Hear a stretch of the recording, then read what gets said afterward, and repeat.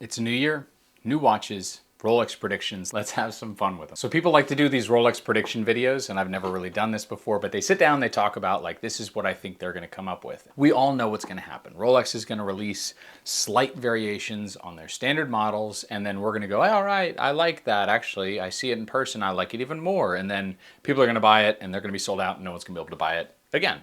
We've seen this a couple times now. So today we're gonna go through a couple of those predictions that I think we're gonna see from both actually Rolex and Tudor, and we're gonna do them pretty quick, and we're gonna go through what I think is gonna happen, but probably not. I don't think these are actually gonna happen, but it is gonna be fun to consider. This year is 70 years since the original Rolex Explorer, so-called Rolex Explorer, although it didn't look the same as it does today, was announced, and I think they're gonna commemorate that. They've already made the two-tone jump, and I think this year is the solid gold version. And frankly, if they're gonna make an Explorer in gold, solid gold looks pretty darn cool. It may not actually happen, but man, would it be cool. 70 years since the original Submariner as well, because 1953 is when it was originally tested. What they're gonna do is they're gonna take the Submariner, beautiful Submariner that's been the exact same, almost the exact same for 70 years, and they're gonna go all the way back and bring one of those old original concepts to the beginning. And they're gonna put an Explorer dial on the Submariner, and they're gonna make it green. Now, do I think they're actually gonna do this? Probably not,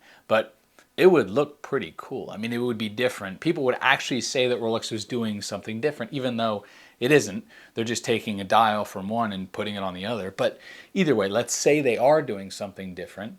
Why not? That'd be pretty fun. I mean, who doesn't love an Explorer dial on a Submariner? I know I'd like it, but hey, you know, who knows? This year also marks the 60th anniversary of the Daytona, and for that reason, I think they're gonna do what everyone thinks they're gonna do, which is they're gonna make a green version of it, but in what way? So for the Daytona, I think they're just gonna make the bezel green, and they're just gonna call it a day. It's the easiest option. They can use the exact same white dial that everyone really likes, or black dial. They can sell two versions of it, and they can slap a new bezel on it. That seems to be the Rolex way always. They're GMT masters, swap the bezels. Their Submariner, frankly, from the Submariner to the GMT, same dial, different bezels, slightly different movement. So I would imagine that they're just going to change the bezel and call it a day. Maybe do it in precious metal and everyone's happy. From Tudor, they're going to take the GMT, the Pepsi, the one that's been popular for a while. They're going to drag some attention back to it by downsizing it to 39 millimeters. So you take the Black Bay Pro case, you bring it to the GMT, you keep the same Pepsi bezel, and they're also going to release another version of it with a Coke bezel.